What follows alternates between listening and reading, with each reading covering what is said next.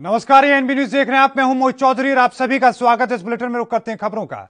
दिल्ली के सीएम अरविंद केजरीवाल ने लॉकडाउन के एक हफ्ते और बढ़ाने का फैसला किया है। फिलहाल 3 मई सुबह 5 बजे तक दिल्ली में लॉकडाउन लागू था, जो अब 10 मई सुबह 5 बजे तक लागू रहेगा। मुख्यमंत्री ने ये जानकारी ट्विटर पर शेयर की है। इस दौरान भी पहले जैसी पाबंदियां ही लागू रहेंगी। वहीं से पहले शुक्रवार को दिल्ली के व्यापारी संगठनों ने ऐलान कर दिया कि वे 3 मई के बाद भी अपनी दुकानों को नहीं खोलने जा रहे हैं। ऐसे में व्यापारी संगठनों को उम्मीद है कि केजरीवाल सरकार भी कोरोना संगठन के बीच लॉकडाउन को भी आगे बढ़ा देगी, लेकिन सरकार की तरफ से इस पर कोई फैसला नहीं लिया गया था। हालांकि आज मुख्यमंत्री अरविंद केजरीवाल ने इसको लेकर ट्वीट किया और स्थिति को साफ कर दिया।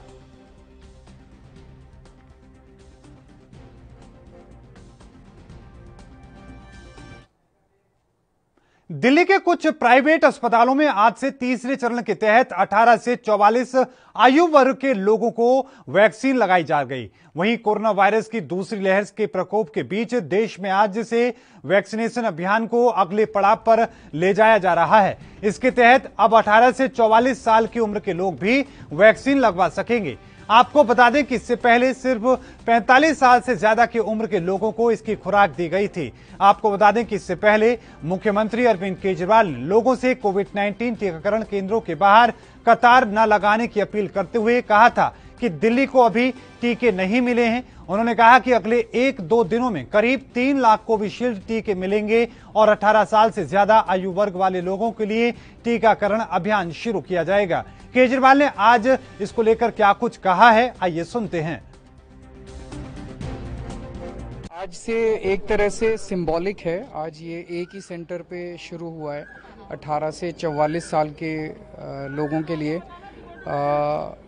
हमारे पास ऑलरेडी 4.5 लाख वैक्सीन्स आ गई हैं और उनको अब सारे डिस्ट्रिक्ट्स में डिस्ट्रीब्यूट कर रहे हैं। परसों सुबह से अब बड़े स्केल के ऊपर वैक्सीनेशन दिल्ली में शुरू हो जाएगा। और मेरी सब लोगों से रिक्वेस्ट है, अभी वॉक इन नहीं है तो सेंटर्स के ऊपर लोग लाइनें ना लगाएं कि भाई मेरी पहले लाइन। सबको अपॉइंटमेंट मिलेंगे, आप अपॉइंटमेंट ले लें, अपना ऑनलाइन अपॉइंटमेंट लें और जो अपॉइंटमेंट आपको मिले उसी के हिसाब से सब लोग आएँ, बिना रजिस्ट्रेशन के और बिना अपॉइंटमेंट के ना आएँ। तो परसों से पूरे दिल्ली में शुरू हो जाएगा। अगर वहीं पे बात करें, दिल्ली में जो केसेस है 24,000 से ऊपर आ रही है हर दिन, वहीं पे shortage of beds, oxygen, remdesivir, क्या कहेंगे सर इसके ऊपर? ऑक्सीजन की बहुत ज़्यादा परेशानी हो रही है। आज भी मतलब चारों तरफ अस्पतालों से SOS आ रहे हैं, इस अस्पताल की ख़त्म हो गई, इसकी 1 घंटे की बच गई, उसके आधे घंटे की बच गई। बहुत ज़्यादा मुश्किल हालात पैदा होते जा रहे हैं। तो अब दिल्ली, हमने कोर्ट्स में भी बोला है, हमने केंद्र सरकार को भी लिखा है कि दिल्ली की 976 टन पर डे की रिक्वायरमेंट है। उस 976 के अगेंस्ट में हमें 490 टन ऑक्सीजन अलॉट की गई है दिल्ली को, वो 490 भी नहीं मिल रही है। तो वहीं कांग्रेस अध्यक्ष सोनिया गांधी ने संदेश जारी करके केंद्र सरकार को कोरोना संकट से निपटने के कुछ तरीके सुझाए हैं। साथ ही सभी राजनीतिक दलों की सहमति से रणनीति बनाए जाने की भी मांग की है। सोनिया गांधी ने कहा कि अभी सभी राजनीतिक दलों की सहमति से कोरोना से निपटने की रणनीति बनाई जानी चाहिए। कांग्रेस पार्टी देश को कोरोना से बचाने के लिए केंद्र सरकार की ओर से उठाए जाने वाले हर कदम में साथ देगी। सोनिया गांधी ने कहा कि मौजूदा हालात इंसानियत को हिला देने वाले हैं। और वहीं आपको यह भी बताते चले, उन्होंने कहा कि कहीं ऑक्सीजन की कमी है, कहीं दवाइयों का काल है, कहीं अस्पतालों में बिस्तर नहीं है। कांग्रेस अध्यक्ष ने कहा कि लोगों से अपील की है कि ये परीक्षा की घड़ी है, एक दूसरे की मदद करें, जरूरी होने पर ही घर से निकलें। सोनिया गांधी ने कहा कि सरकार के जाग जाने और कर्तव्य निभाने का समय है। केंद्र सरकार गरीबों के बारे में सोचे, पलायन रोकने के लिए संकट खत्म होने तक 6,000 रुपए खाते में डाले, कोरोना टेस्टिंग बढ़ाई जानी चाहिए, ऑक्सीजन, दवा और अस्पतालों का युद्ध स्तर पर प्रतिबंध किया जाए, मुफ्त टीकाकरण का इंतजाम होना चाहिए, कोरोना टीके की कीमत का अंतर खत्म हो, जीवन रक्षक दवाइयों की कालाबाजारी बंद की जाए, मेडिकल ऑक्सीजन को अस्पतालों को देने का तुरंत इंतजाम किया जाए।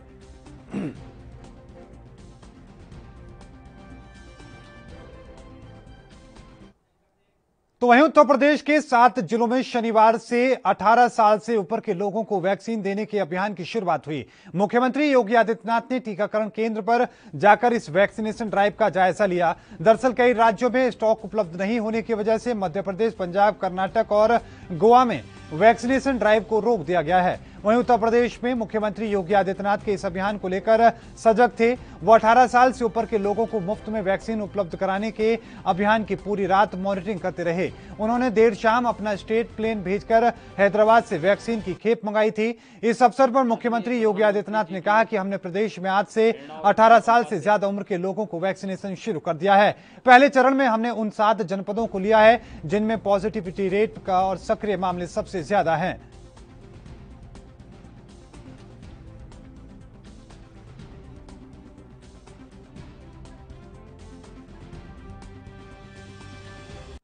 आदरणीय प्रधानमंत्री जी की प्रेरणा और उनकी अनुकंपा से वैश्विक महामारी कोरोना को पूरी तरह समाप्त करने के उद्देश्य से 18 प्लस कोविड वैक्सीनेशन का कार्यक्रम आज प्रारंभ हुआ है। उत्तर प्रदेश में 45 प्लस के लिए 2500 केंद्र आज वैक्सीनेशन के इस तीसरे चरण में प्रारंभ हुए हैं, जहां वैक्सीनेशन का कार्यक्रम सफलतापूर्वक प्रारंभ हो चुका है। और प्रदेश में हम लोगों ने आज से 18 प्लस से जुड़े हुए लोगों के वैक्सीनेशन के कार्यक्रम को भी। तो वहीं छत्तीसगढ़ के मुख्यमंत्री भूपेश बघेल ने प्रधानमंत्री मोदी को पत्र लिखकर सामाजिक और आर्थिक रूप से कमजोर वर्ग को टीकाकरण में सर्वोच्च प्राथमिकता देने की मांग की है। राज्य के जनसंपर्क विभाग के अधिकारियों ने बताया कि मुख्यमंत्री बघेल ने पत्र में उल्लेख किया है कि भारत सरकार के दिशा निर्देशों पर कोविड पोर्टल पर 18 साल से ज्यादा के लाभार्थियों का पंजीकरण शुरू हो चुका है। हालांकि ये जानकारी पोर्टल पर राज्य पर उपलब्ध नहीं है। जानकारी के मुताबिक अब तक देश भर में इस आयु वर्ग के लगभग 1.7 करोड़ लोग टीका के लिए अपना पंजीकरण करवा चुके हैं। मुख्यमंत्री बघेल ने पत्र में कहा कि भारत सरकार के दिशा निर्देशों के मुताबिक इस आयु वर्ग के टीकाकरण के लिए टीके की खुराक का क्रम राज्यों की तरफ से ही किया जाना है।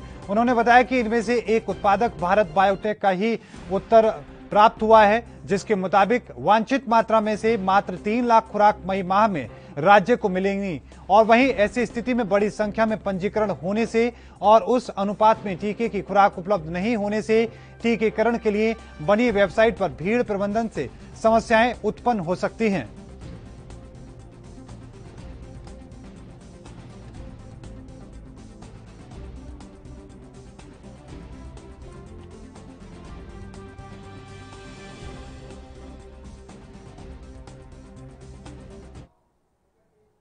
तो वहीं पंजाब में लगातार अनाज मंडियों में गेहूं की खरीद लगातार जारी है। आपको बता दें कि पंजाब में गेहूं की खरीद के 22वें दिन 3,36,394 मैट्रिक टन गेहूं की खरीद की गई, जिसमें से 3,36,324 मैट्रिक टन सरकारी एजेंसियों द्वारा खरीदे गए और 70 मैट्रिक टन कारीगरों द्वारा खरीदे गए। वहीं पंजाब के खाद्य और नागरिक आपूर्ति विभाग के एक प्रवक्ता ने कहा कि सरकारी एजेंसियों की तरफ से राज्य में 3,36,324 मैट्रिक टन गेहूं की खरीद की गई है, जिसमें से पनग्रेन 81,337 मैट्रिक टन और साक्स में मार्कफेड 80,910 मैट्रिक टन गेहूं की खरीद की गई, जबकि पंजाब राज्य भंडारण निगम ने 47,537 मैट्रिक टन गेहूं की खरीद की है।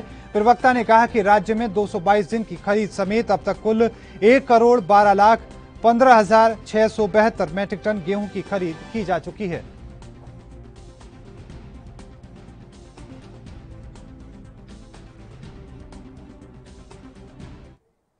तो वहीं पंजाब ने दूसरे राज्यों से आने वाले कोरोना के मरीजों के लिए अपने दरवाजे पूरी तरीके से खोल दिए हैं। पंजाब सरकार ने ऐलान किया है कि किसी भी मरीज यदि इलाज के लिए पंजाब आना चाहेगा तो वो वहां पर जा सकता है।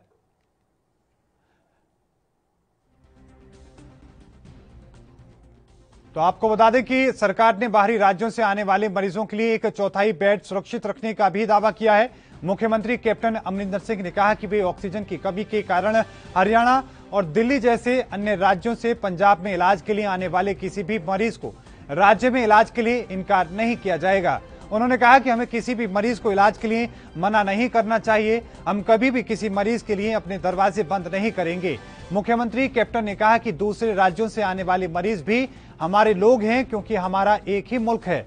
पंजाब में इलाज के लिए आने पर उनका स्वागत है और हम उन्हें अपना समझकर उनकी देखभाल करेंगे और उनका इलाज करेंगे।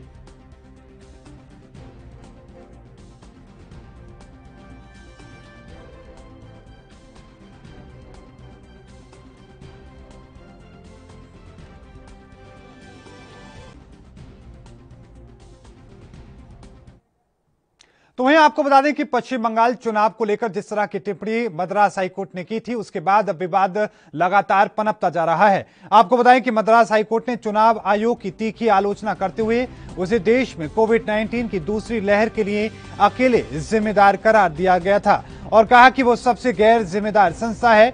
इस बीच मद्रास हाईकोर्ट की टिप्पणियों के खिलाफ चुनाव आयोग ने सुप्रीम कोर्ट का दरवाजा खटखटाया है। चुनाव आयोग ने शनिवार को सर्वोच्च अदालत में याचिका दाखिल की है। याचिका में हाईकोर्ट की अपमानजनक टिप्पणी को हटाने की मांग की गई है और कहा गया है कि हाईकोर्ट खुद एक संवैधानिक संस्था है, चुनाव आयोग भी संवैधानिक संस्था है, इसलिए हाईकोर्ट को ऐसी टिप्पणियां नहीं करनी चाहिए थी। जस्टिस DY चंद्रचूड़ और जस्टिस MR शाह की खंडपीठ के समक्ष 3 मई को सुनवाई के लिए चुनाव आयोग की याचिका सूचीबद्ध है। मद्रास हाईकोर्ट ने तीखी टिप्पणी करते हुए कहा था कि चुनाव आयोग के अधिकारियों के खिलाफ हत्या के आरोपों में भी मामला दर्ज किया जाना चाहिए। आयोग ने राजनीतिक दलों को रैलियों और सभाएं करने की अनुमति देकर महामारी फैलाने का मौका दिया। कोर्ट ने कहा था कि आप दूसरे ग्रह पर रह रहे हैं।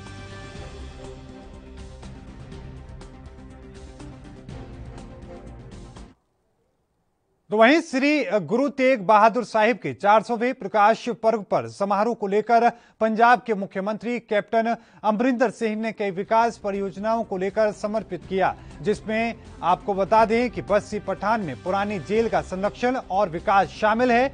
मुख्यमंत्री ने कहा कि राज्य सरकार ने प्रधानमंत्री नरेंद्र मोदी को रुपए के अनुदान के लिए एक विस्तृत ज्ञापन भेजा है। कैप्टन अमरिंदर सिंह ने आज श्री गुरु तेग बहादुर म्यूजियम श्री आनंदपुर साहिब को 2 करोड़ रुपए की लागत से विकसित करने की घोषणा की है। मुख्यमंत्री ने तरनतारन जिले में आगामी Shri Guru Tegh Bahadur state university of law की आधारशिला रखने की घोषणा की। विश्वविद्यालय पहले ही पिछले साल पारित एक अधिनियम द्वारा स्थापित किया गया था, जिसमें भूमि की पहचान की गई थी और निविदा प्रक्रिया चल रही है।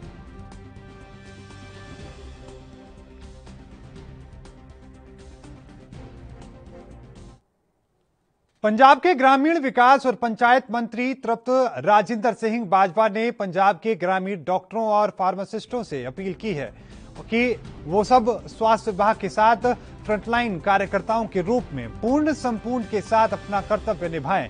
मंत्री ने कहा कि कोविड-19 के कारण इस संकट की स्थिति में पूरे राज्य को कठिन समय का सामना करना पड़ रहा है, इसलिए ग्रामीण विकास विभाग के डॉक्टरों और फार्मासिस्टों को राज्य के लोगों को उनके बहुमूल्य जीवन को बचाने के लिए कंधे से कंधा मिलाकर चलना चाहिए। तृप्त बाजवा ने कहा कि पंजाब सरकार ग्रामीण डॉक्टरों और फार्मासिस्टों की मांगों से पहले ही अवगत है, जिन्हें मुख्यमंत्री कैप्टन अमरिंदर सिंह के संज्ञान में लाया गया है।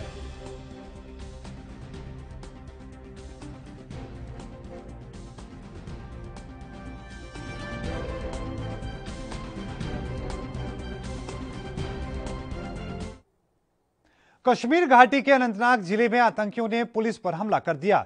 इस हमले में एक जवान घायल है। आतंकियों की तलाश में इलाके की घेराबंदी करके अभियान शुरू किया गया। आपको बता दें कि जिले के लाजिबल इलाके में लॉकडाउन के मद्देनजर पुलिस के जवानों की ड्यूटी लगाई हुई थी। इसी दौरान आतंकियों ने पुलिस पर पिस्टल से फायरिंग कर दी, जिसमें एक पुलिसकर्मी गुलाम मोहम्मद को मामूली चोटें आई हैं। जवान को उपचार के लिए अस्पताल ले जाया गया। इसके साथ ही इलाके को सील कर दिया गया। आतंकियों के खिलाफ ऑपरेशन शुरू कर दिया गया।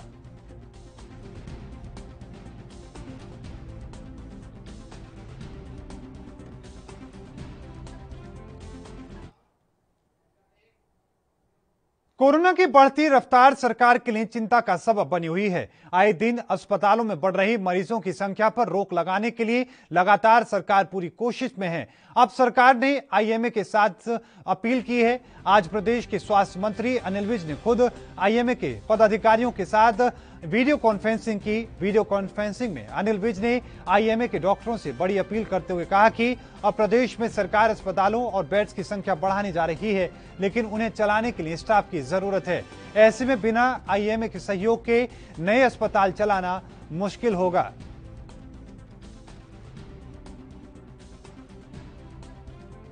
तो आपको बता दें कि पूरे देश में लगातार कोरोना का जो संक्रमण है वो तेजी के साथ बढ़ रहा है। इस बीच हरियाणा की हालत भी लगभग ऐसी है। हरियाणा में भी लगातार जो हालत है वो गंभीर बनी हुई है और ऐसे में हरियाणा के केंद्र, आपको बताएं कि गृह मंत्री और स्वास्थ्य मंत्री लगातार लोगों की मदद करने में जुटे हुए हैं।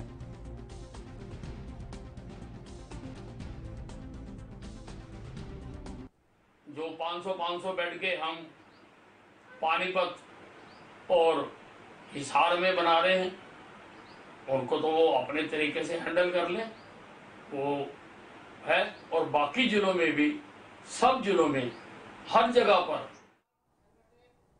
और इस बीच रुकेंगे एक छोटे से ब्रेक के लिए। ब्रेक के उस पार भी खबरों का सिलसिला लगातार जारी है।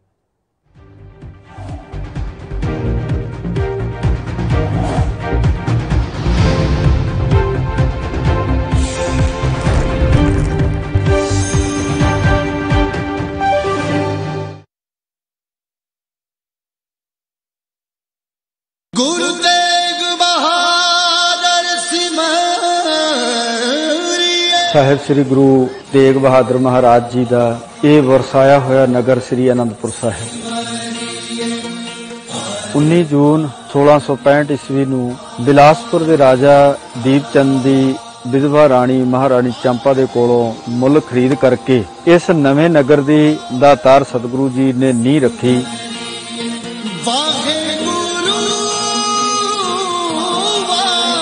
गरीब नवाज साहब जी ने इत्थे ही अपने रिहायश के लिए मकान बनाए।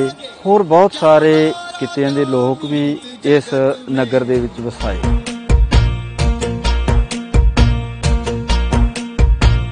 इस स्थान ते श्री गुरु तेग बहादुर जी के शीश का संस्कार होया सी।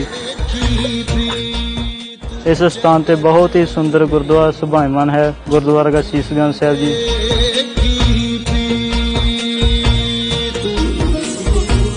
11 नवंबर 1675 ਨੂੰ ਗੁਰੂ ਤੇਗ ਬਹਾਦਰ ਜੀ ਦੀ ਸ਼ਹੀਦੀ ਹੁੰਦੀ ਹੈ ਅਤੇ ਉਹਨਾਂ ਦਾ ਸੀਸ ਭਾਈ ਜੈਤਾ ਜੀ ਪੜਾਅ ਦਰ ਪੜਾਅ ਹੁੰਦੇ ਹੋਏ ਗੁਰਦੁਆਰਾ ਸੀਸਗੰਜ ਸਾਹਿਬ ਵਿਖੇ ਪਹੁੰਚਦੇ ਹਨ ਅਤੇ ਇੱਥੇ ਉਹਨਾਂ ਦਾ ਸੰਸਕਾਰ ਕੀਤਾ ਜਾਂਦਾ ਹੈ।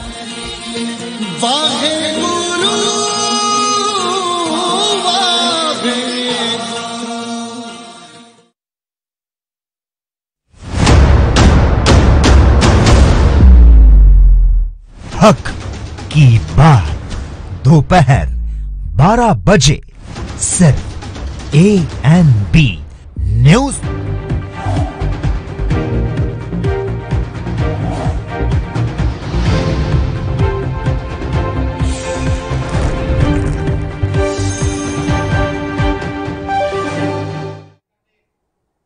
ब्रेक के बाद एक बार फिर से आप सभी का स्वागत है। रुक करते हैं बाकी खबरों का। केंद्र सरकार ने 1 मई से देश में वैक्सीनेशन का तीसरा फेज शुरू करने का निर्देश दिए है, जिसके तहत 18 साल से ऊपर के लोगों को वैक्सीन लगाई गई। लेकिन मध्य प्रदेश सरकार ने वैक्सीनेशन को 5 मई तक के लिए टाल दिया।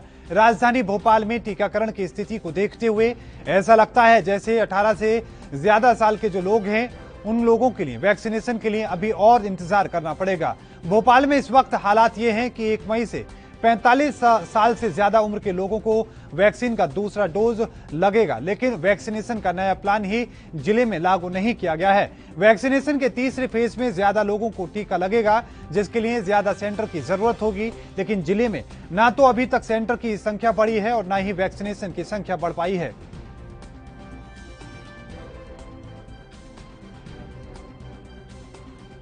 36 है और ये वैक्सीनेशन स्लॉट मिला था हमको 9 से 11 बजे तक का, लेकिन यहाँ पर अधिकारियों द्वारा बताया जा रहा है कि अभी वैक्सीनेशन उपलब्ध नहीं है। अगला कब होगा वैक्सीन ये भी नहीं बताया जा रहा है। अगर हम लोग ऐप के थ्रू या कोविन पोर्टल पे चेक करेंगे तो हमारा नंबर तो महीने 2 महीने बाद आएगा। तो इस चीज़ का अभी तक कोई हमको इन्फॉर्मेशन नहीं मिल पा रहा है कि अगला वैक्सीनेशन कब होगा। सूर्यकांत त्रिपाठी। आज यहाँ पर कोविड-19 के वैक्सीन के 18+ का रजिस्ट्रेशन था। रजिस्ट्रेशन ही मेरी स्लॉट बुकिंग भी थी, बट यहाँ पर आके कम्युनिकेट किया गया कि इनको स्टेट गवर्नमेंट से कोई कम्युनिकेशन है नहीं इस रिगार्ड में। मैं अंदर जा करके पूछा तो इन्होंने ये बोला कि 18+ ही नहीं 45+ भी जो इनके सिस्टम में है ना वो रिफ्लेक्ट नहीं कर रहे हैं। अब मैंने इनसे ये पूछा कि अब आज अगर मेरी वैक्सीनेशन नहीं होती तो मैं कब आऊँ, तो उन्होंने बोला कि इस रिगार्डिंग में भी कोई कम्युनिकेशन नहीं है हमको और आप आके पता करिएगा। मैं यहाँ पर आके अननेसेसरीली भीड़ नहीं बढ़ाना चाहता और अगर आज मेरा वैक्सीनेशन नहीं होता है तो मेरा कंसर्न ये है कि आज है ना मेरी ये दिखा जाएगा कि मैंने आज अपनी डोज मिस कर दी है। अब अगर ये रीस्लॉट बुकिंग का बोलते हैं तो 18+ का है ना, इस भोपाल में पूरे 1 महीने तक कोई स्लॉट है भी नहीं, तो मैं डिले भी नहीं करना चाहता, मैं मिस भी नहीं करना चाहता, बट मैं इनसे चाहता हूँ कि क्लैरिटी हो जाए। बट नोबडीज मतलब कोई कमिट करने के लिए रेडी नहीं, किसी पास कोई कम्युनिकेशन ही नहीं है इस रिगार्ड में। अब मुझे तो ऐसा लग रहा है कि मैं सबसे पहले स्लॉट बुकिंग करके फंस गया हूँ। कश्मीर घाटी में 18 से ज्यादा उम्र वाले लोगों को वैक्सीन दी जा रही है। श्रीनगर के उपायुक्त का कहना है कि सभी को वैक्सीन की डोज लेना बहुत जरूरी है। वैक्सीन ही आपको कोरोना महामारी से लड़ने में मदद करेगी। मैं युवाओं से निवेदन करता हूं कि वो आगे आकर वैक्सीन की डोज लें। आई थिंक वैक्सीन कराना तो बहुत जरूरी है और को वैक्सीन का मौका मिले, they should get themselves vaccinated. It's very important. और आप देखें कि जो माहिरीन हैं, डॉक्टर्स हैं पूरी दुनिया के, वो ये कह रहे हैं कि वैक्सीन लगाना बहुत जरूरी है। This is one of the best things which can help you in fight this pandemic. और मैं तो यंगस्टर्स से खास अपील करता हूं कि they should come forward and get vaccinated. Procedure क्या है इसका? सिंपल प्रोसीजर है, आप कोविन ऐप पे जाइए, वहां पे रजिस्टर करिए, आपको डेट स्लॉट मिलेगा एंड गेट योरसेल्फ वैक्सीनेटेड। और अभी हमने भी स्लॉट बुक किया था, उसमें काफी इश्यूज आ रहे थे, पहले साइट भी क्रैश। तो वहीं मध्य प्रदेश में एक तरफ जहां कोरोना का खतरा दिनों दिन बढ़ता जा रहा है, वहीं दूसरी तरफ अस्पतालों में अव्यवस्थाओं की खबरें भी सामने आ रही हैं। वहीं वैक्सीनेशन पर प्रदेश के स्वास्थ्य मंत्री प्रभुराम चौधरी ने कहा कि कंपनियों को वैक्सीन देने में कुछ दिक्कतें आ रही हैं और 2 या 3 दिनों में वैक्सीन मिल जाएगी। स्वास्थ्य मंत्री प्रभुराम चौधरी ने कई मुद्दों पर अपनी प्रतिक्रिया दी। क्या कुछ उन्होंने कहा, आइए सुनते हैं। अनाउंस कर दिया था कि वैक्सीन मिलने में देरी हो रही है, इसलिए 1 तारीख से शुरू ना करते हुए जैसे ही उपलब्धता हो जाएगी और जिन लोगों ने रजिस्ट्रेशन किए हैं उनको इन्फॉर्म करके उनको वैक्सीन हम लोग लगाएंगे। ऑक्सीजन की उपलब्धता चैलेंज थी, लेकिन उसके बावजूद भी जिस मेहनत के साथ में मुख्यमंत्री जी ने रात दिन एक करके भारत सरकार के, देश के प्रधानमंत्री जी से और हमारे अनेक केंद्रीय मंत्रियों से और जो हमारे जिन साइटों से या जिन प्रदेशों से हमको ऑक्सीजन की उपलब्धता थी उसको सड़क मार्ग से, रेलवे मार्ग से, हवाई मार्ग से टैंकरों को भेजा गया और ऑक्सीजन की उपलब्धता को सुनिश्चित किया गया है। दूसरा, प्रदेश के अंदर भी सभी जिलों में जो हमारे एयर सेपरेशन यूनिट PSA के माध्यम से संचालित करने या वहाँ ऑक्सीजन प्रोडक्शन करने के लिए स्थापित किए जा रहे हैं, युद्ध स्तर पर काम चल रहा है। 7 जिलों में प्रोडक्शन शुरू हो गया है। पीतमपुर से भी हमको ऑक्सीजन मिलना शुरू हुई है और बीना रिफाइनरी से जो ऑक्सीजन हमको मिलेगी उसके लिए वहीं 1000 बिस्तर का हम लोग अस्पताल का निर्माण वहाँ पर कर रहे हैं।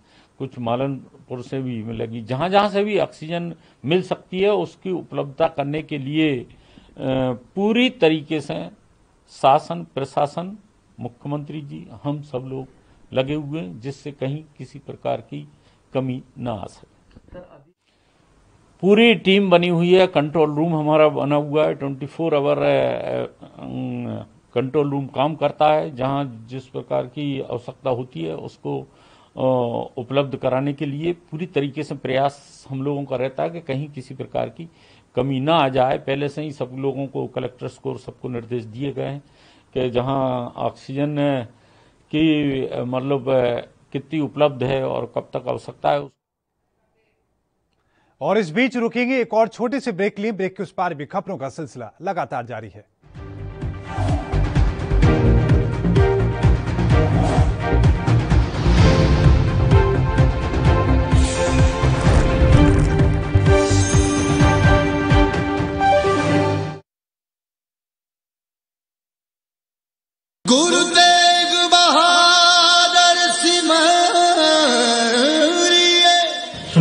ਨਾਨਕ ਨਾਮ ਲੇਵਾ ਸਤਿਗੁਤਾ ਬਹੁਤ ਵੱਡੇ ਭਾਗਾਂ ਵਾਲੇ ਹੋ ਜੋ ਕਿ ਆਪ ਨਾਵੇਂ ਪਾਤਸ਼ਾਹ ਸਾਹਿਬ ਸ੍ਰੀ ਗੁਰੂ ਤੇਗ ਬਹਾਦਰ ਜੀ ਦੇ ਪਾਵਨ ਪੁੱਤਰ ਅਸਥਾਨ ਗੁਰਦੁਆਰਾ ਸੰਗਤ ਟੋਲਾ ਬੰਗਲਾਦੇਸ਼ ਢਾਕਾ ਵਿਖੇ ਦਰਸ਼ਨ ਦਿਦਾਰੇ ਕਰ ਰਹੇ ਹੋ। ਇਹ ਉਹ ਪਵਿੱਤਰ ਅਸਥਾਨ ਹੈ ਜਿਸ ਸਥਾਨ ਦੇ ਉੱਪਰ ਸਾਹਿਬ ਸ੍ਰੀ ਗੁਰੂ ਤੇਗ ਬਹਾਦਰ ਹਿੰਦ ਦੀ ਚਾਦਰ 2 ਸਾਲ ਤੋਂ ਉੱਪਰ ਗੁਰੂ ਜੀ ਇੱਥੇ ਰਹੇ ਨੇ ਅਤੇ ਗੁਰੂ ਸਾਹਿਬ ਜੀ ਨੇ ਸਮੂਹ ਸੰਗਤਾਂ ਨੂੰ ਪਰਮਾਤਮਾ ਦੇ ਨਾਲ ਜੋੜਨਾ ਕੀਤਾ, ਭਜਨ ਬੰਦਗੀ ਇਸ ਜਗ੍ਹਾ ਤੇ ਕੀਤੀ। ਸੋ ਗੁਰੂ ਤੇਗ ਬਹਾਦਰ ਜੀ ਦੇ ਪਾਵਨ ਚਰਨਾਂ ਦੀਆਂ ਖੜਾਵਾਂ ਜੋ ਮੇਨ ਗੁਰਦੁਆਰਾ ਹੈ ਗੁਰਦੁਆਰਾ ਨਾਨਕਸ਼ਾਹੀ ਨੀਲ ਖੇਤ ਰੋਡ ਸ਼ਾਹਬਾਗ ਢਾਕਾ ਵਿਖੇ ਪਈਆਂ ਨੇ। ਸੋ ਗੁਰੂ ਸਾਹਿਬ ਜੀ ਦੀ ਹੱਥ ਲਿਖਤ ਬੇੜ ਜਿਸ ਨੂੰ ਸੁਨਹਿਰੀ ਬੀੜ ਵੀ ਕਿਹਾ ਜਾਂਦਾ ਹੈ ਉਹ ਵੀ ਗੁਰਦੁਆਰਾ ਨਾਨਕਸ਼ਾਹੀ ਵਿਖੇ ਸੁਸ਼ੋਭਿਤ ਹੈ। ਸੰਗਤਾਂ ਨੂੰ ਬੇਨਤੀ ਹੈ ਕਿ ਇਹਨਾਂ ਪਵਿੱਤਰ ਸਥਾਨਾਂ ਦੀ ਆ ਕੇ ਯਾਤਰਾ ਕਰੋ ਅਤੇ ਆਪਣਾ ਜੀਵਨ ਸਫਲਾ ਕਰੋ।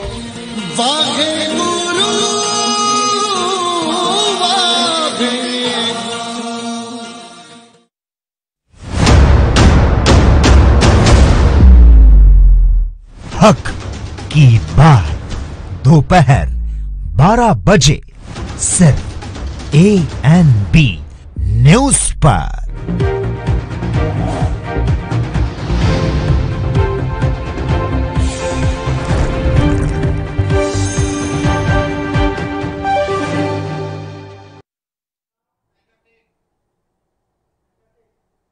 तो ब्रेक के बाद एक बार फिर से आप सभी का स्वागत है। रुक करते हैं इस वक्त की एक बड़ी खबर का। आपको बताएं कि एक बड़ी खबर आ रही है। आपको बता दें कि इस वक्त की बड़ी खबर आपकी टीवी स्क्रीन पर आने जा रही है। दुनिया की सबसे बड़ी वैक्सीन निर्माता company serum institute of India के मुखिया आधार पूनावाला का कहना है कि फोन कॉल सबसे बुरी चीज है। सीरम इंस्टीट्यूट ऑफ इंडिया के मुख्य कार्यकारी अधिकारी आधार पूनावाला ने रहस्य उद्घाटन किया है। उन्होंने कोविड-19 वैक्सीन के लिए बड़ी संख्या में फोन कॉल्स का आ रहे हैं, उन्हें धमकियां मिल रही हैं। उन्होंने कहा कि कॉल करने वालों में भारतीय राज्यों के मुख्यमंत्री, व्यापार मंडल के प्रमुख और कई प्रभावशाली हस्तियां शामिल हैं। ये लोग फोन पर कोविशील्ड वैक्सीन की तत्काल आपूर्ति की मांग करते हैं।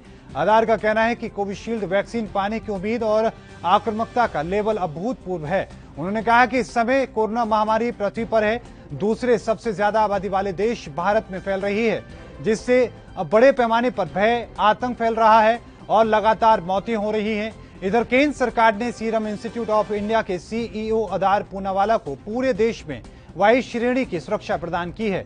SII में सरकार एवं नियमन कार्य के निदेशक प्रकाश कुमार सिंह ने 16 अप्रैल को केंद्रीय गृह मंत्री अमित शाह को पत्र लिखकर पूनावाला को सुरक्षा देने का आग्रह किया था, जिसके बाद केंद्र सरकार ने यह फैसला लिया।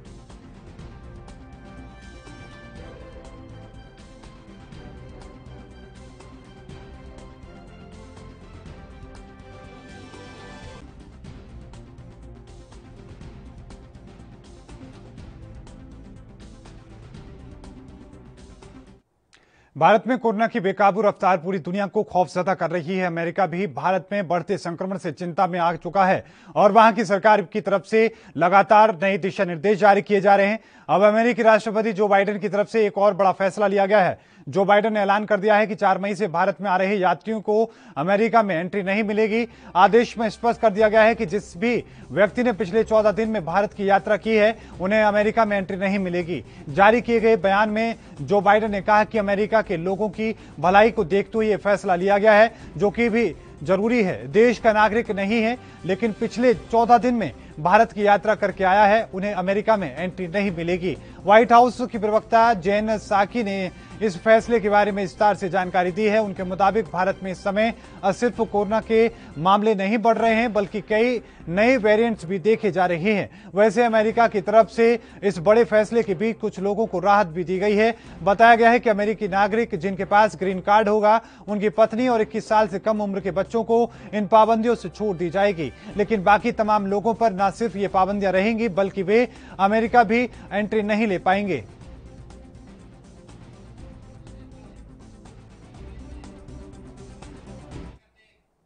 भारत इस वक्त कोरोना संक्रमण की चपेट में है। संकट के इस दौर में दुनिया के कई देश भारत की मदद करने के लिए आगे आ रहे हैं। अमेरिका, रूस, जर्मनी, फ्रांस समेत कई देश भारत के साथ खड़े हैं। चीन ने भी मदद का भरोसा दिया, लेकिन दूसरी ओर चीन अपनी नापाक हरकतों से बाज आने को तैयार नहीं है। ड्रैगन ने गुस्ताखी करते हुए एक बार फिर से भारतीय सीमा में अपनी मौजूदगी दर्ज करा दी है। चीनी सेना ने पूर्वी लद्दाख क्षेत्र में स्थायी आवास बना लिए हैं। सूत्रों से मिली जानकारी के मुताबिक चीन पूर्वी लद्दाख में सेना की तैनाती शुरू कर रहा है। आपको बता दें कि भारत में कोरोना वायरस महामारी को लेकर चीनी राष्ट्रपति शी जिनपिंग ने भारत को हर संभव मदद का ऐलान किया है। चीनी राष्ट्रपति जिनपिंग ने शुक्रवार को प्रधानमंत्री नरेंद्र मोदी को एक संदेश भेजकर महामारी पर संवेदना व्यक्त की और देश में कोविड-19 मामलों से बिगड़ते हालात पर निपटने के लिए समर्थन और सहायता प्रदान करने की पेशकश की। तो वहीं दूसरी तरफ भारतीय सीमा में घुसपैठ करने की कोशिश में लगातार चीन लगा हुआ है।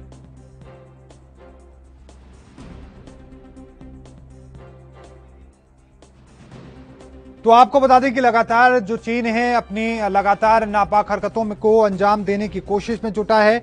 हर बार इस तरह की स्थिति देखने को मिलती है कि जब हालात देश में कुछ अलग तरीके के होते हैं, हालात बिगड़ते हुए नजर आते हैं, तभी चीन भारत को कमजोर समझकर एलएसी पर एक बार फिर से तनाव पैदा करने की कोशिश करता है। लेकिन हमारे भारतीय समान जो जवान हैं वो लगातार मजबूती के साथ वहां पर टिके हुए हैं, मजबूती के साथ हर तमाम तरह की जो गतिविधियों को जो चीन अंजाम दे रहा है उसे रोकने की कोशिश में जुटे हुए हैं। एक बार फिर से चीन जहां पर जो लगातार कोरोना से मदद की बात कह रहा है, तो वहीं दूसरी तरफ चीन एलएसी में जाकर अलग अलग तरह की जो गतिविधियां हैं उन्हें अंजाम देने की कोशिश में लगा है। आपको ये भी बताते चलें कि इस तमाम तरह की जो स्थिति को बिगाड़ने की कोशिश चीन की तरफ से कोशिश की जा रही है। तो वहीं भारत के जो विदेश मंत्री एस जयशंकर, उनके द्वारा दी गई जानकारी के मुताबिक वो उनका कहना है कि लगातार यही कोशिश की जा रही है कि किसी भी तरीके से वहां पर शांति स्थापित की जाए। लेकिन चीन है कि अब भारत में कोरोना संक्रमण के फैलते इस प्रसार को देखकर भारत को कमजोर समझ रहा है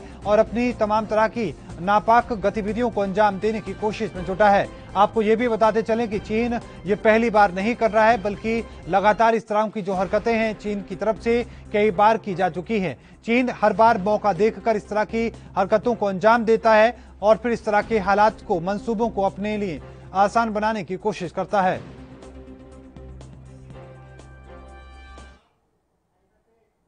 दिल्ली एनसीआर समेत देश भर में कोरोना वायरस संक्रमण ने करोड़ों लोगों की मुश्किलें बढ़ा दी है। कोरोना संक्रमण की चपेट में आने के बाद लोग इलाज के लिए परेशान हैं। इस बीच राहत भरी खबरें भी आ रही हैं। तमाम विदेशी देश कोरोना को लड़ने को लेकर भारत की मदद करने के लिए पहुंच रहे हैं। जहां बीते दिनों अमेरिका और रूस से ऑक्सीजन कंसंट्रेटर्स और वेंटिलेटर्स विमान के जरिए भारत भेजे गए थे, वहीं अब इस कड़ी में थाईलैंड ने भी मदद के साथ अपना विमान दिल्ली एयरपोर्ट भेजा है, जिसमें भारी मात्रा में ऑक्सीजन कंसंट्रेटर्स आए हैं। जानकारों की माने तो कंसंट्रेटर्स ऐसा उपकरण है जो हवा से ऑक्सीजन बनाता है। कोरोना वायरस संक्रमण के बढ़ते मामलों के मद्देनजर देश के लोगों को इसकी सबसे ज्यादा इस वक्त जरूरत है।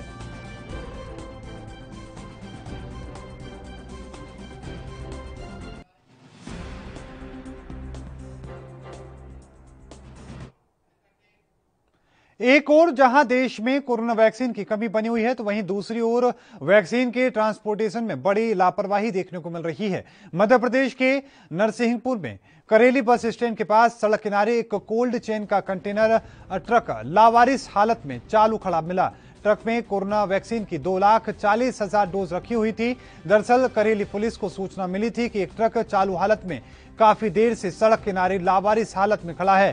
ट्रक में न ड्राइवर है न ही कंडक्टर है। सूचना मिलने पर करेली पुलिस मौके पर पहुंच गई। पुलिस ने जब गाड़ी के कागजों की जांच की तो पता चला कि गुड़गांव की TCI cold chain solution company का ये कंटेनर ट्रक है जो कि भारत बायोटेक कंपनी की कोरोना वैक्सीन कोवैक्सीन की 2,40,000 डोज लेकर हैदराबाद से पंजाब के करनाल जा रहा था।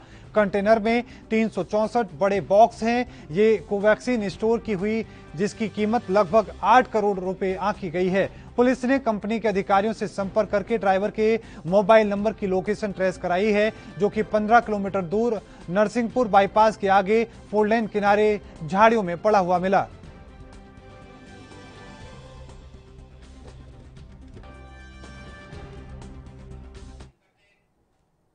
टीवी और बॉलीवुड एक्टर विक्रमजीत कंवरपाल का कोरोना से निधन हो गया। विक्रमजीत कंवरपाल 52 साल के थे। विक्रमजीत एक एक्टर बनने से पहले आर्मी के अफसर भी रह चुके थे।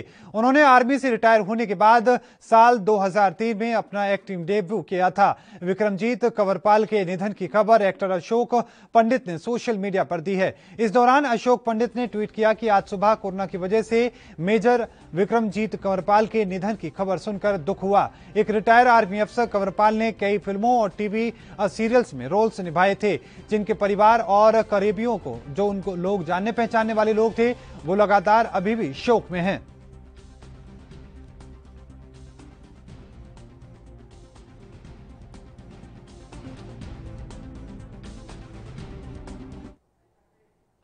पंजाबी अभिनेता गिप्पी ग्रेवाल को कोरोना गाइडलाइंस के उल्लंघन में गिरफ्तार किया गया। पुलिस के अनुसार गिप्पी वीकेंड लॉकडाउन में शूटिंग कर रहे थे।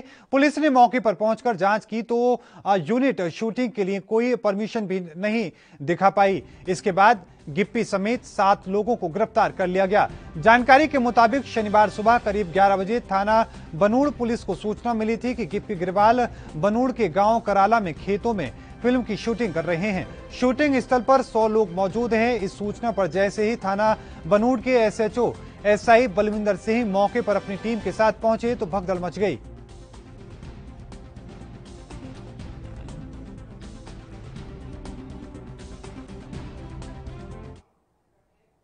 बीजेपी प्रवक्ता शहनवाज हुसैन ने कहा कि 2 मई को पश्चिम बंगाल चुनाव की काउंटिंग है।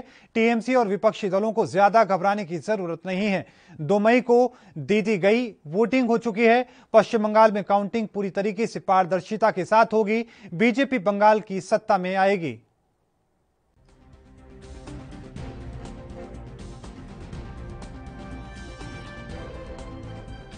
में 2 मई को काउंटिंग है। ज़्यादा टीएमसी को और विपक्षी दलों को ज़्यादा घबराने की ज़रूरत नहीं है। 2 मई दी गई, वो वहाँ बीजेपी की सरकार आने वाली है, इसलिए हार का बहाना कोई और न तलाशें। अब वोट हो चुका है, काउंटिंग पूरी तरह ट्रांसपेरेंट तरीके से होगी और जिस तरह का माहौल है, भारतीय जनता पार्टी ज़रूर वहाँ सत्ता में आएगी। तो वहीं देश की राजधानी दिल्ली में कोरोना से मौतों का सिलसिला लगातार जारी है। आनंद स्वरूप आईजी आईटीबीपी ने अधिकारियों की एक टीम के साथ 500 ऑक्सीजन बेड वाले सरदार पटेल कोविड-19 केयर सेंटर, राधा स्वामी व्यास छतरपुर, नई दिल्ली के वार्डों का दौरा किया और मरीजों से मिलने और जमीनी व्यवस्था देखने के लिए पहुंचे।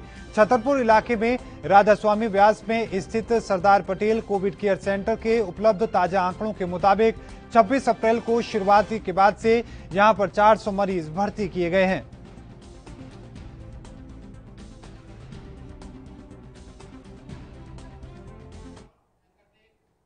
उत्तर प्रदेश के कानपुर जिले में आज से 18 साल की आयु से ऊपर वाले युवाओं के लिए कोरोना रोधी वैक्सीनेशन की शुरुआत हो चुकी है। यूएचएम अस्पताल में कैबिनेट मंत्री और प्रशासनिक अफसरों ने फीता काटकर अभियान का शुभारंभ किया। मंत्री ने सभी से कोविड प्रोटोकॉल का पालन करने की अपील की।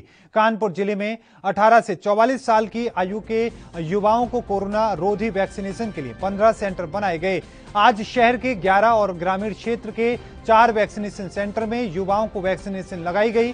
कानपुर के जिला अस्पताल में औद्योगिक विकास मंत्री सतीश महाना ने फीता काटकर अभियान का शुभारंभ किया।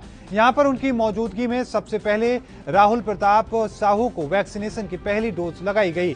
मंत्री ने कहा कि 18 साल से 44 साल के युवाओं को माननीय प्रधानमंत्री के आह्वान पर 1 मई से वैक्सीनेशन का कार्य प्रारंभ किया गया है। देखिए, कोरोना का भयंकर प्रकोप है और उससे बचने का एक रास्ता है कि हम सब लोग अपने आप को सुरक्षित रखें। प्रोटोकॉल का पालन करें, मास्क लगाएं, 2 गज की दूरी लगाएं। वैक्सीनेशन एक सुरक्षा कवच के रूप में हम सब लोगों के सामने है। प्रारंभ काल से ही इसका प्रचार किया गया, लेकिन अब नौजवानों के लिए इसकी शुरुआत आज हुई है। 18 साल से ऊपर के नौजवानों को आज उत्साह भी दिखाई पड़ रहा है और लोग उसमें लगवाएंगे भी। हर व्यक्ति का वैक्सीनेशन हो, ये भारत सरकार की प्राथमिकता है और हर व्यक्ति के लिए वैक्सीनेशन करने के लिए तैयार है। राज्य सरकार और केंद्र सरकार के साथ मिलकर लुधियाना में बढ़ते कोरोना संक्रमण को रोकने के लिए जिला प्रशासन ने वीकेंड लॉकडाउन की घोषणा की। वीकेंड लॉकडाउन का लुधियाना में पूरी तरीके से पालन किया जा रहा है। शहर के सभी बाजार शनिवार को बंद रहे। हालांकि सड़कों पर वाहनों की आवाजाही जरूर देखने को मिली। कुछ इलाकों में लोगों ने सब्जी और फलों की वीकेंड मंडियों लगाने की कोशिश की, लेकिन पुलिस ने बंद करवा दी। जिला पुलिस का कहना है कि लोगों को हर हाल में कोरोना प्रोटोकॉल का पालन करना होगा। चौड़ा बाजार, साबुन बाजार, किताब बाजार, रेलवे स्टेशन रोड और घुमार मंडी समेत सभी बाजार बंद दिखे। शहर के सभी मॉल, शॉपिंग कॉम्प्लेक्स भी पूरी तरीके से बंद रहे। इसके अलावा शहर के अलग अलग हिस्सों में पुलिस सड़कों पर आने जाने वालों से पूछताछ करती नजर आई और जो बिना काम के बाहर घूम रहे थे उन्हें वापस भेज दिया गया। जो 2 दिन का लॉकडाउन है, जो बीमारी है कोरोना की, उसके जो ज्यादा फैलाव की वजह से, तो जो सैटरडे संडे का है तो बहुत कम लोग निकल रहे हैं। लेकिन इसमें जो एसेंशियली जैसे मेडिकल है वही लोग आ जा रहे हैं, जहाँ जिन्होंने कहीं जाना है ट्रेवलिंग में, ट्रेन में, वही जा रहे हैं और कहीं नहीं। दुकानें सब बंद है और किनको? हाँ, मार्केट टोटली बंद है। वही आ जा रहा है जिसको जरूरत है, नहीं तो लोग अभी कोऑपरेट कर रहे हैं, समझ रहे हैं। सिर्फ दवाइयों का? हाँ जी, ओनली सिर्फ दवाइयों का, जहाँ कोई जरूरी है।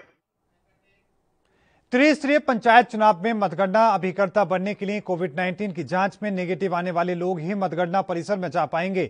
इस बात की भनक लगते ही सैकड़ों की संख्या में लोग अस्पताल पहुंच रहे हैं। उत्तर प्रदेश के बुलंदशहर में आज सुबह से दोपहर कड़ी धूप में लोग लंबी लंबी कतारों में लगे रहे। इस दौरान काफी मेहनत के बाद लोगों की जांच हो पा रही है। आपको बता दें कि मतगणना 2 मई से होनी है और निर्वाचन अधिकारी द्वारा घोषणा की गई है। मतगणना वाले दिन से 72 घंटे पहले की कोरोना नेगेटिव रिपोर्ट वाले व्यक्ति का ही मतगणना अभिकर्ता के रूप में पास जारी किया जाएगा। इस कारण से पंचायत चुनाव लड़ने और लड़ाने वाले लोग कोविड-19 की जांच कराने के लिए भीड़ लगा रहे हैं। क्या नाम है आपका? अस्पताल में किस लिए आए आप लोग? कोरोना की जांच कराने के लिए आए। यहाँ पर स्थिति खराब है, कोई कर नहीं पा रहे हैं, मारामारी जांच किस लिए करा रहे हैं आप लोग?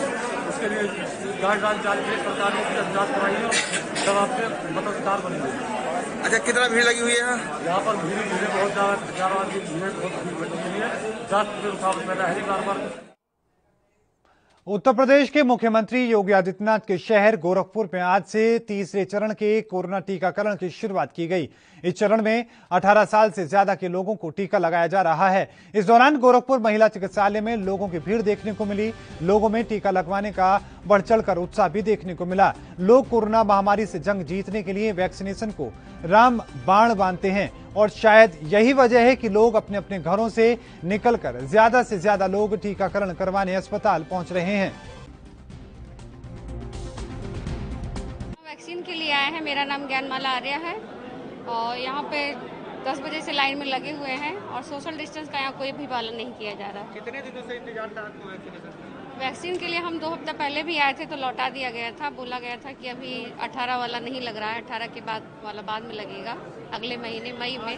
आज कितना खुशी आज आपको? तो आज पहला मई है, आज 18 से बाद लगना है, तो इसलिए आज वैक्सीन लगवाने के लिए। जी एक्साइटेड तो बहुत थे, लेकिन आप भीड़ देख रहे हैं और सोशल डिस्टेंसिंग भी देख रहे हैं यहाँ पे, और लाइन जब देखो तब चेंज हो रही है। वैक्सीनेशन स्टार्ट नहीं हुआ है, 10 बजे से खड़े हैं, लेकिन लगवाना है क्योंकि लाइफ बहुत इंपॉर्टेंट है और वैक्सीनेशन ही एकमात्र इसका रास्ता है। देखिए, आज यहाँ करीब 250 लोगों का टीकाकरण हो जाएगा। 18 से 44 साल के नौजवानों को, बहनों को आज टीकाकरण हो जाएगा। इस पर हमारे यशस्वी मुख्यमंत्री जी बहुत सीरियस हैं। देखिए, कल ही निगेटिव हुए और कल कोविड हॉस्पिटल का निरीक्षण करने चले गए और इसमें स्वास्थ्य विभाग की पूरी टीम पूरे मनोयोग से काम कर रही है। क्योंकि एक अचानक भीड़ आएगी तो सबके लिए थोड़ी दिक्कत होती है। सबका टीकाकरण हो जाएगा, अब थोड़ा धैर्य रखें लोग, कोई दिक्कत नहीं होगी। योगी जी महाराज इतने इसको सीरियसली कोरोना को ले रहे हैं और आपका टीका भी पर्याप्त मात्रा में 1 करोड़ करीब ऑर्डर कर दी आ रहा है, तो सबका टीकाकरण हो जाएगा, लेकिन धीरे धीरे सब लोग संतुष्ट हो जाएंगे सरकार के कार्य से। यहाँ पर देखा जा रहा था रजिस्ट्रेशन की व्यवस्था भी नहीं है, बहुत लोग आ रहे हैं। अब देखिए अचानक भीड़, हम तो कहें ना कि अचानक भीड़ अगर काउंटर पर जाएगी तो दिक्कत तो होगी। अपने बारी का इंतजार करें, सब लोग, सबका टीकाकरण हो जाएगा। आज से शुरू हुआ है तो निश्चित है सब लोगों को धीरे धीरे सबको टीका लग जाएगा, किसी को कोई समस्या नहीं होगी। लेकिन अचानक कहीं भी अगर 100-200 लोग इकट्ठा हो जाएंगे किसी कमरे में तो दिक्कत होगी। जहां एक और पूरा देश ऑक्सीजन की कमी से जूझ रहा है, वहीं हरियाणा के लिए एक अच्छी खबर है। उड़ीसा से करीब 107 टन ऑक्सीजन लेकर ऑक्सीजन एक्सप्रेस फरीदाबाद पहुंची। फिलहाल ये सभी कंटेनर ट्रक गुरुग्राम जाएंगे और वहां से फिर आगे के जिलों में भेज दिए जाएंगे। स्क्रीन पर दिखाई दे रही ट्रेन मामूली ट्रेन नहीं है, बल्कि इसे लाइफलाइन भी कहें तो गलत नहीं है। दरअसल ये मालगाड़ी उड़ीसा से हरियाणा के लिए ऑक्सीजन लेकर फरीदाबाद पहुंची है। हालांकि इससे कुछ देर पहले ही एक ट्रेन उड़ीसा से ही आई थी और उस पर भी ऑक्सीजन हरियाणा के लिए सप्लाई की गई है। 2 रेक आए हैं, 3 टैंकर जो हैं राउरकेला से आए हैं और 2 टैंकर जो हैं अंगुल से आए हैं। जो राउरकेला वाले 3 टैंकर हैं उसमें 60.11 टन ऑक्सीजन हमने ट्रांसपोर्ट की है और जो अंगुल से आए हैं उसमें हमने 47.11 टन ऑक्सीजन ट्रांसपोर्ट की। मैम जी ये ऑक्सीजन आई है, ये कहाँ पे भी आई है और कहाँ पर डिस्ट्रीब्यूट होगी, किस तरीके से इसका डिस्ट्रीब्यूशन होगा? ये जो हरियाणा गवर्नमेंट ने अपनी तरफ से हमसे कोऑर्डिनेट किया है, रेलवे से कोऑर्डिनेट किया है, तो ये हरियाणा गवर्नमेंट के अंडर है। ये मतलब हम रेलवे से लेके आए हैं, ये उनके डिस्पोजल पे है कि वो ये इनके थ्रू किन डिस्ट्रिक्ट्स को एक्सेस कराते हैं। यहाँ से ट्रेन को कहाँ रवाना किया जाएगा? ये इसका हरियाणा गवर्नमेंट यहाँ से कहाँ भेजा जाएगा? मैं यही बोल रही हूँ कि इसका डिसीजन। पंजाब में कोरोना महामारी को लेकर पंजाब सरकार ने शनिवार रविवार लॉकडाउन लागू है, जिसके चलते पटियाला में काफी असर देखने को मिला। आपको बताएं कि मुकम्मल तौर पर दुकानें बंद रहीं, लेकिन मेडिकल की सब्जी, दूध, डेयरी खुली रहीं। लोग सड़कों पर घूमते दिखाई दिए। इस पर थाना कोतवाली के इंचार्ज इंद्रपाल सिंह ने कहा कि लोगों को पूरा सहयोग उनका मिल पा रहा है। इमरजेंसी सेवा कुछ वक्त के लिए खोली गई है। उन्होंने लोगों से अपील की है कि आप अपने घरों में रहें। वहीं दुकानदारों ने काफी रोष देखा है। आपको बताएं कि दुकानदारों को उन्होंने कहा है कि उन्हें काफी नुकसान का सामना करना पड़ रहा है। सरकार को चाहिए कि मुकम्मल तौर पर 15 दिन के लिए लॉकडाउन लगा दे, तभी कोरोना की जो चैन है वो टूट पाएगी।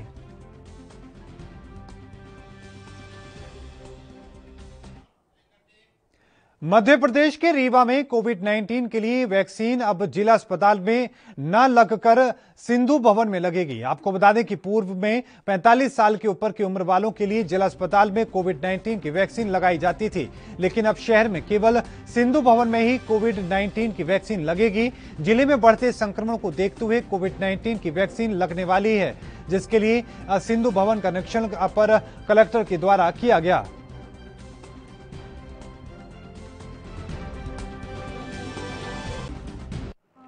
हमारे शहरी क्षेत्र के लिए वैक्सीनेशन सेंटर सिंधु भवन में है और सिंधु भवन में ही अब वैक्सीनेशन किया जाएगा। 45 साल और उसके ऊपर के जितने लोग हैं जिनके रजिस्ट्रेशन हो गए हैं उनका वैक्सीनेशन सिंधु भवन में किया जाएगा।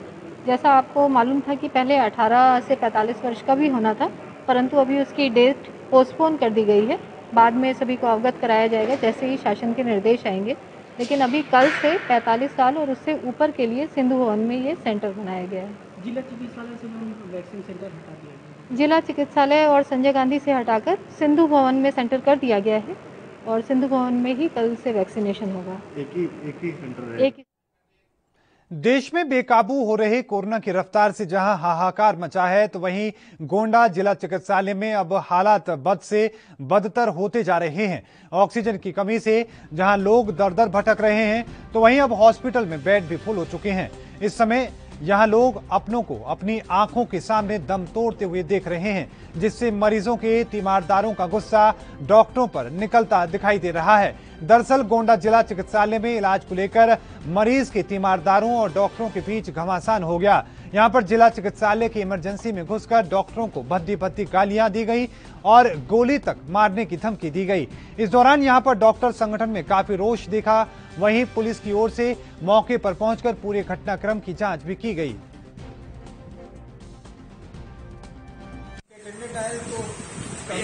गाली गलौज, जान से मारने की धमकी, धक्का मुक्की किया हुआ था।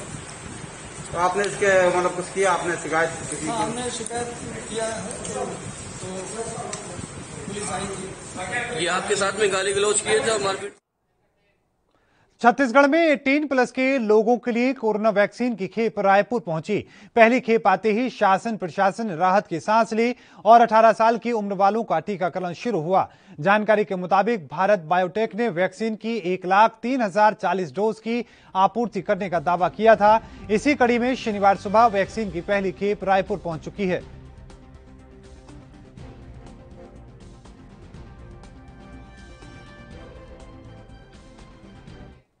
आरजेडी प्रमुख लालू प्रसाद यादव 3 साल बाद जमानत पर जेल से रिहा हो बाहर आ गए हैं। उन्हें दिल्ली के एम्स से डिस्चार्ज कर दिया गया है और अब वो मीसा भारती के घर पर शिफ्ट होंगे। बताया जा रहा है कि लालू की सेहत को देखते हुए उन्हें कुछ दिन के लिए डॉक्टरों की निगरानी में ही रखा जाएगा।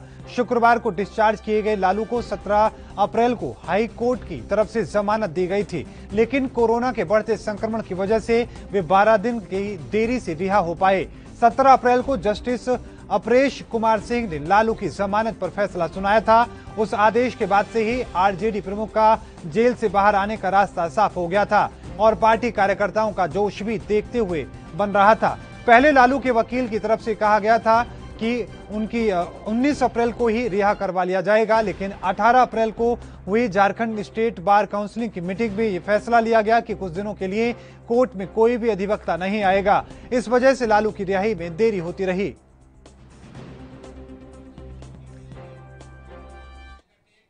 श्री मुक्तसर साहिब में शनिवार को दशम पिता गुरु गोविंद सिंह जी की ओर से 40 मुक्तों की याद को समर्पित नगर कीर्तन सजाया गया। इस दौरान नगर कीर्तन का जगह जगह श्रद्धालुओं की ओर से स्वागत किया गया।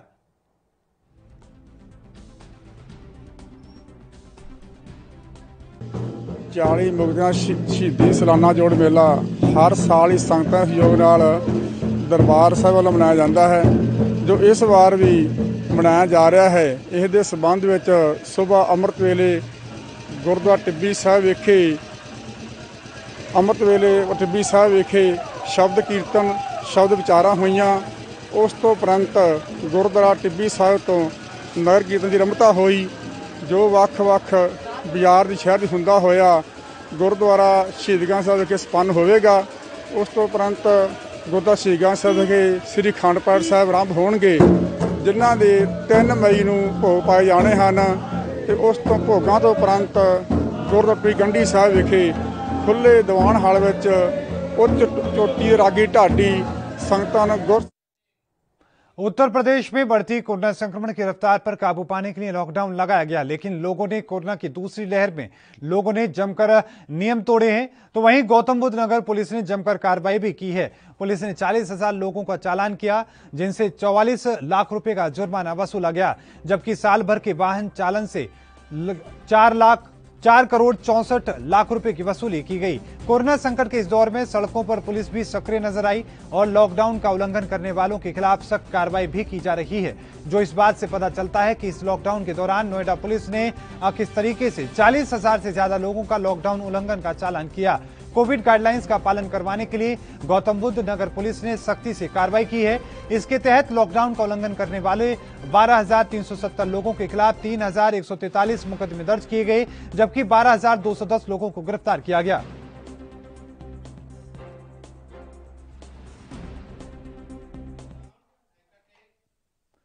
हरियाणा के चरखी दादरी में कबीर नगर के वार्ड नंबर 11 और 12 को प्रशासन ने कैंटोनमेंट जोन घोषित कर दिया। इस कारण इन दोनों वार्ड के वासियों के सामने रोजी रोटी की समस्या आ चुकी है, क्योंकि इन दोनों वार्डों में लगभग रेहड़ी लगाने वाले, दिहाड़ी मजदूरी करने वाले और फेरी लगाने वाले रहते हैं और कैंटोनमेंट जोन घोषित होने के बाद उनके सामने रोजी रोटी की समस्या आ गई है। ऐसे में वार्ड नंबर 11 से पार्षद विनोद वाल्मीकि ने प्रशासन से अपील की है कैंटोनमेंट जोन में थोड़ी छूट दी जाए ताकि लोगों को कुछ सहूलियत मिल सके। कबीर नगर का एरिया, कबीर नगर का क्षेत्र मेरे वार्ड नंबर 11 में भी आता है, तो इसलिए मैं एक बात कहना चाहूँगा कि वार्ड नंबर 12 के अंदर कुछ कोरोना पॉजिटिव आए हैं, उनका नाम भी हमारे को अभी नहीं पता है। सरकार ने पूरा वार्ड नंबर 12, 11 कंटेनमेंट जोन बना दिया। जो हमारे इसमें गरीब आदमी रहते हैं, हमारे को बड़ी समस्या होती है। गरीब लोगों को, कोई रेहड़ी चालक है, रिक्शा चालक है, उनको बड़ी भारी परेशानी का सामना करना पड़ रहा है। मैं सरकार से एक बात कहना चाहूँगा, जो 7-8 जितने भी पेशेंट आए हैं उनको आइसोलेशन करे सरकार, और इनको रास्ता दे आने जाने के लिए। गरीब लोगों को ये ब्रैकेट हटवाए जाए। कंटेनमेंट कोरोना काल में बिहार की सरकारी व्यवस्था की कलह लगातार जो कलाई है वो परत दर पर खुलती नजर आ रही है। बिहार के सरकारी अस्पतालों से वेंटिलेटर के धूल फांकने की खबरें भी लगातार आ रही हैं। जिलों से शिकायत आ रही है कि अस्पतालों में वेंटिलेटर तो हैं लेकिन उन्हें चलाने वाले टेक्नीशियन नहीं हैं, जिसकी वजह से मशीनें अस्पताल में पड़े पड़े धूल फांक रही हैं। बिहार के सरकारी अस्पतालों में पहले से ही वेंटिलेटर की कमी है। बीते साल केंद्र से मदद मिलने के बाद कुछ वेंटिलेटर आई तो जरूर, लेकिन चल नहीं पाए। अब कोरोना की दूसरी लहर के आते ही बिहार सरकार के हाथ पांव फूलने लगे हैं। पहले तो मुख्यमंत्री ने डॉक्टरों और पैरामेडिकल स्टाफ की नियुक्ति का आदेश दिया और अब मेडिकल में बंद पड़े वेंटिलेटर को निजी अस्पतालों को सौंपने का फैसला लिया। बिहार स्वास्थ्य समिति की तरफ से इसको लेकर विज्ञापन जारी कर दिया गया है। इसके जरिए निजी अस्पतालों को वेंटिलेटर लेने के लिए आमंत्रित किया गया है। विज्ञापन में जिलावार उपलब्ध वेंटिलेटर की लिस्ट जारी की गई है। राज्य स्वास्थ्य समिति ने कहा कि कोरोना संक्रमण में जिला स्तर पर चिकित्सा अधिकारियों और कर्मचारियों के कार्यशील होने की वजह से सिविल सर्जन और डीएम द्वारा अनुरोध किया जा रहा है कि इन वेंटिलेटर का निजी क्षेत्र में कार्यरत अस्पतालों के सहयोग से संचालन किया जाए।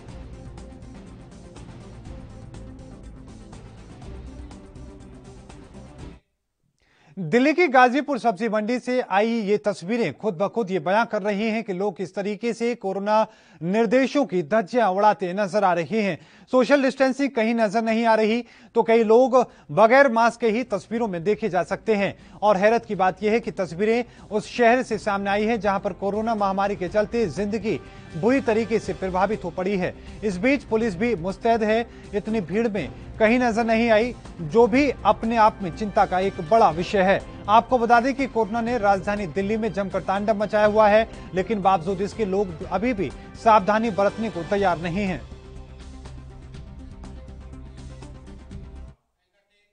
गुजरात में भरूच के वेलफेयर अस्पताल के कोविड केयर सेंटर में भीषण आग लग गई, जिसमें से 16 लोगों की मौत हो गई। वहीं मरीजों को अन्य अस्पताल में शिफ्ट किया गया। घटना में 14 मरीजों की मौत हो गई है, जबकि अन्य स्टाफ नर्स शामिल हैं।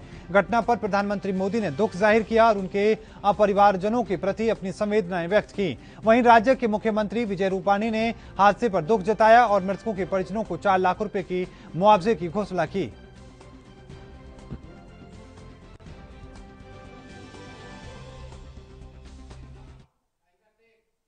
इस बुलेटिन में अभी के लिए इतना ही। लगातार खबरों के लिए देखते रहिए एनपी न्यूज। मुझे दीजिए इजाजत। धन्यवाद।